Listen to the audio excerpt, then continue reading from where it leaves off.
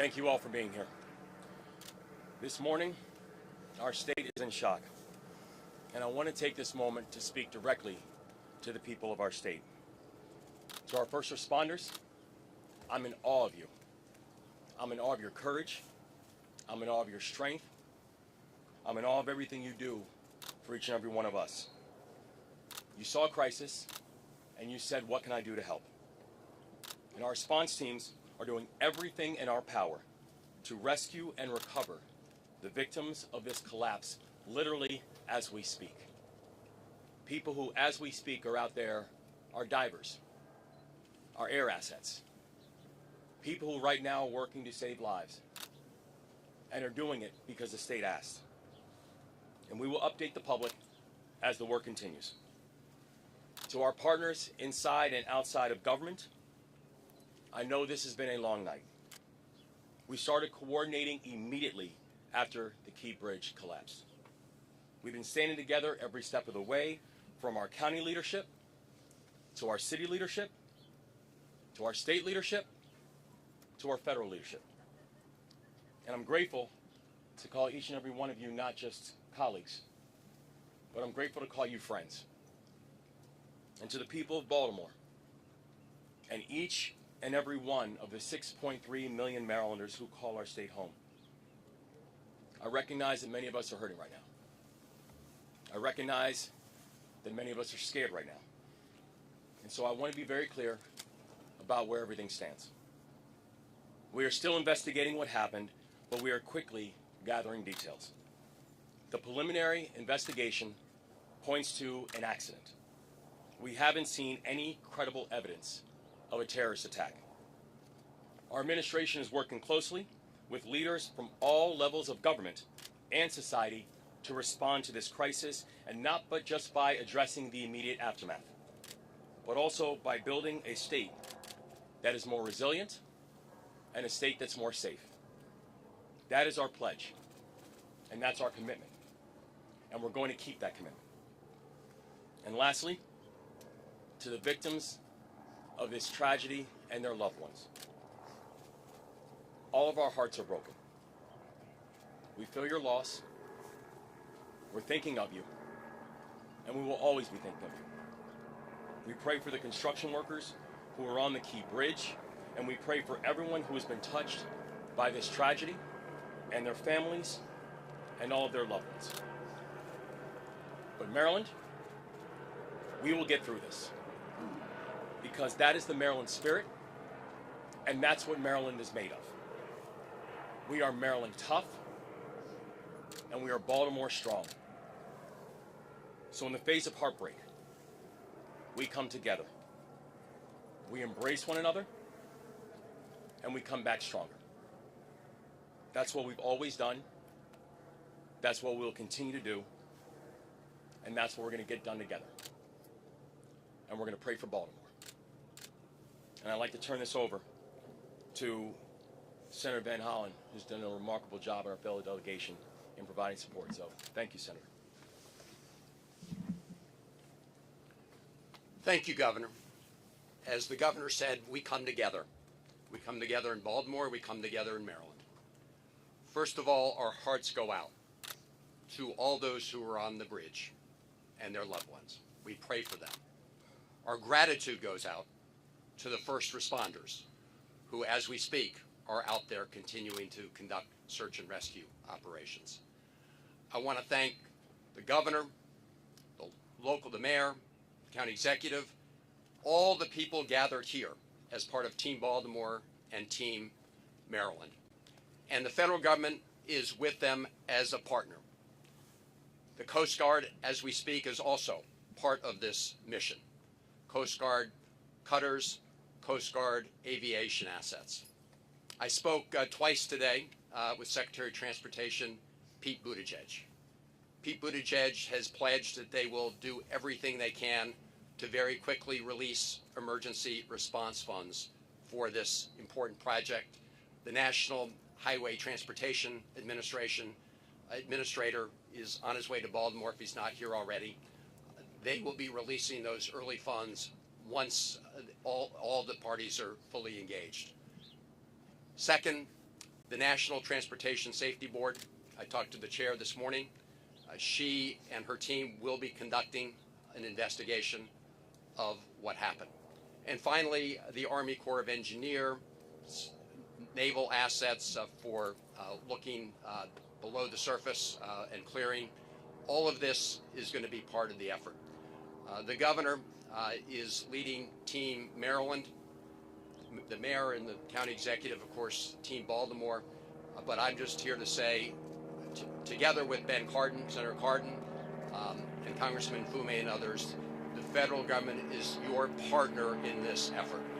Thank you, and again, to the people of our state and the people of this great city. We're with you. We love you. We will get through this together. Thank you, Governor.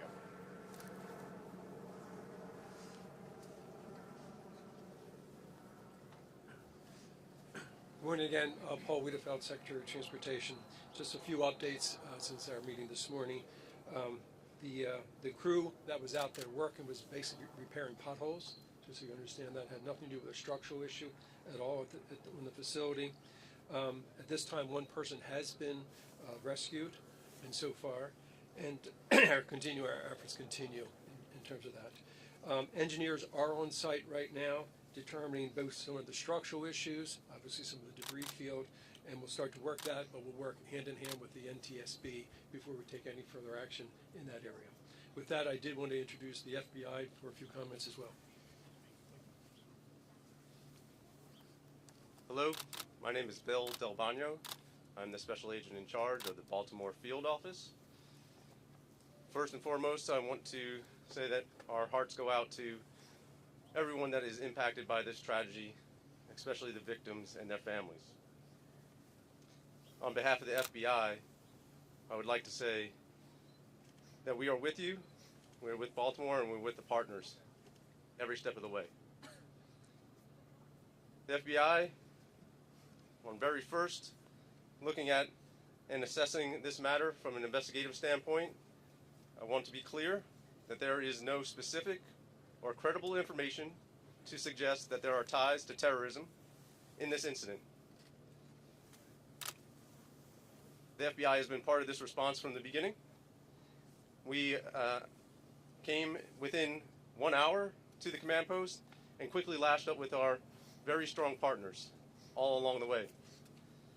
We will bring whatever resources that the FBI has to bear. We've already brought our crisis response, our victim services, and just recently our underwater search evidence recovery teams are on site. And we will continue to provide all those resources as long as it takes. And as the investigation goes on, we will take it to its logical conclusion along with our partners. To the people of Baltimore, to the public, I ask you to be patient as we go through this and as information becomes available to us. And lastly, I want to say thank you. Thank you to our partners. Thank you to everyone who in the FBI and counts on the FBI. We will always bring what we need to the people of Baltimore, and we are with you. I'd next like to introduce the Coast Guard. Good morning. The Coast Guard is still actively searching at this time. We are using response boat crews from 2 of our local Coast Guard stations, one of our helo crews from an air station in Atlantic City, and also one of our cutter crews on one of our 87-foot patrol boats. We will continue to work with our local, state, and federal partners during this tragedy. Thank you.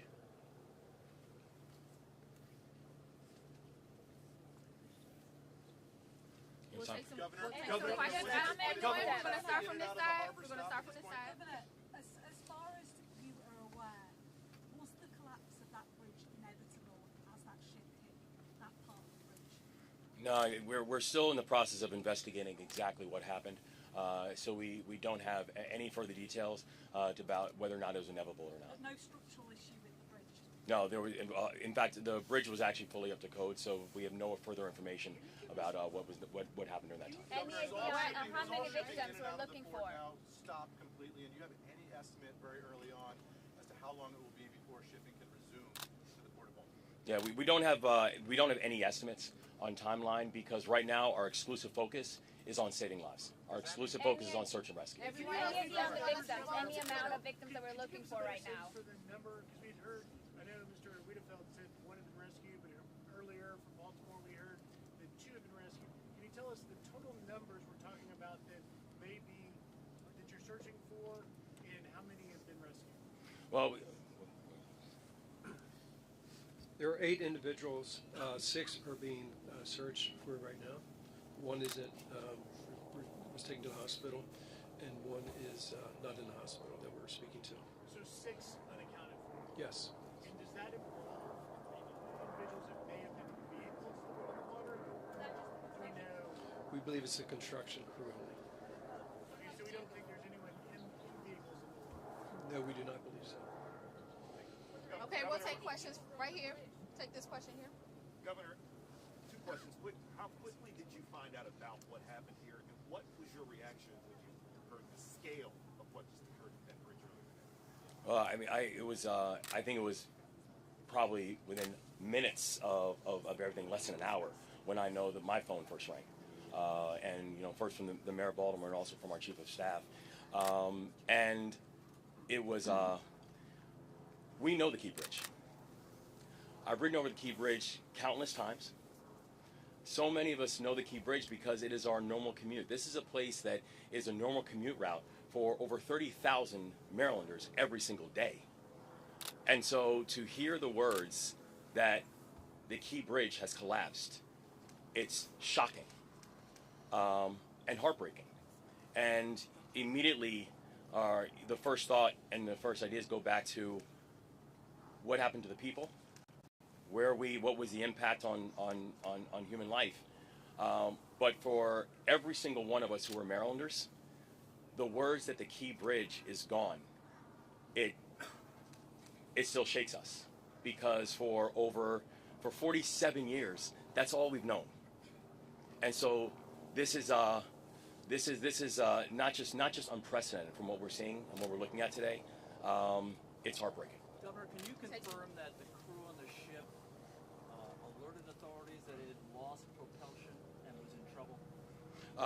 We can confirm that the crew notified authorities of a power issue. Yes. And that they had lost power on the ship? Yes. Is there any ability to shut down? Chris, we want to take the question right here.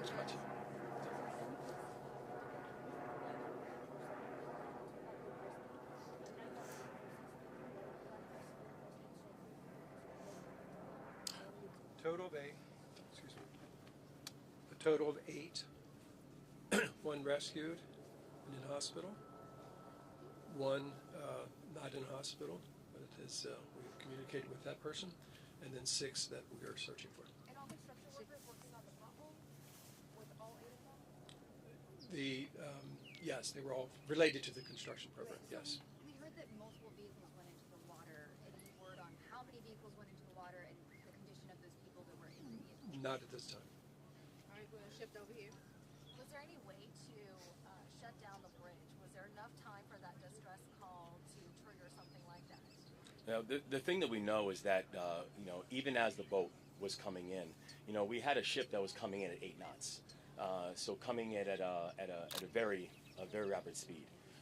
We do know that the investigation is currently going on, but I have to say I'm thankful for the folks who once the warning came up and once notification came up that there was a mayday, who literally by being able to stop cars from coming over the bridge, these people are heroes. They saved lives last night. Governor, the focus is on rescue now and command.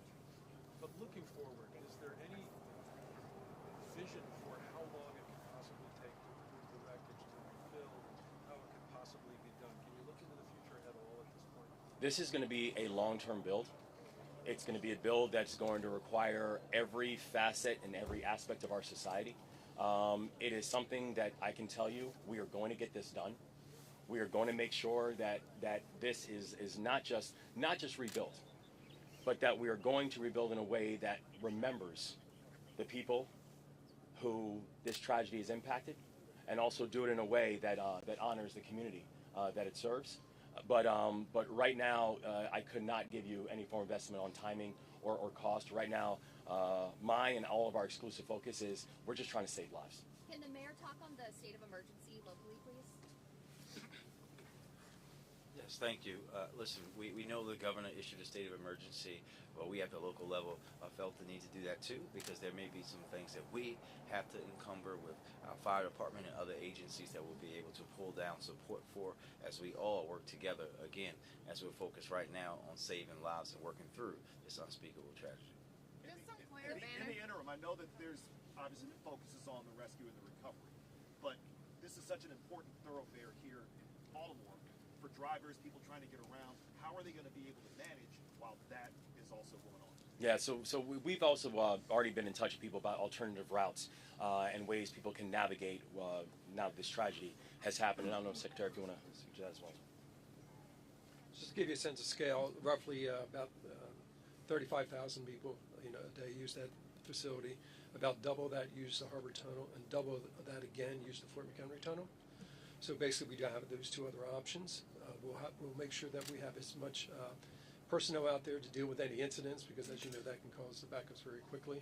And we will basically put out a lot of communication on different alternatives. We're also looking at transit alternatives as well.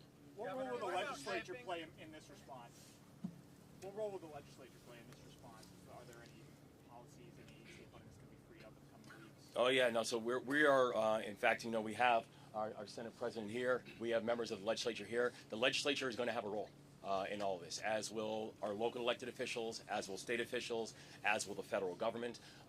Everybody is going to have a role in terms of how we think about the rebuild. Governor, how long do you expect shipping to be closed down through the port? Do you have any estimate in terms of the port here? We don't at this point. But we no don't at this ships point. are going in or out at this time. Right? Correct. Yeah, we don't have an estimate on timeline as of yet. Our focus really is right now on just make sure we're saving lives. What about the ships that are currently docked at the port?